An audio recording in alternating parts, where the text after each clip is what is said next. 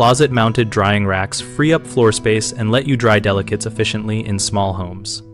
Start by choosing the right placement inside the closet based on airflow and access. Mount a fold-down drying rack above the washer or at the closet ceiling if the closet opens to a ventilated area, so moist air can escape and garments dry faster.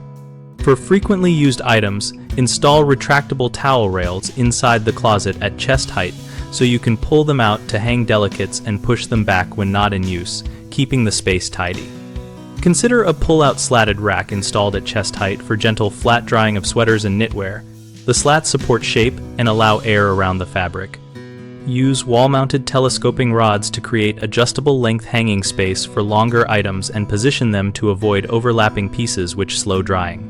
Add undershelf drying hooks to use dead space beneath shelves for small items like lingerie and socks.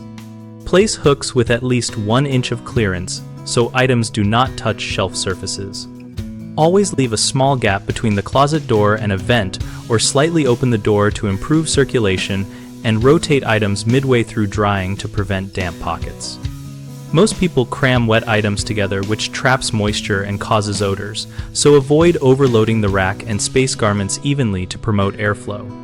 Another frequent issue is installing racks too low or too high, which makes loading awkward and leads to bending or items dragging. Measure and install at chest or hip height, depending on who uses the closet most to ensure ergonomic access. Finally, using non-breathable covers or enclosing the closet completely without ventilation will extend drying times and risk mildew. Keep some ventilation, use breathable materials, and inspect periodically for damp smells. We built BigHomeProjects.com to connect homeowners looking for practical solutions like closet drying rack setups with local contractors and fellow homeowners sharing real experiences. We host a discussion community where we and other members exchange tips, installation tricks, and contractor recommendations to help you complete projects efficiently.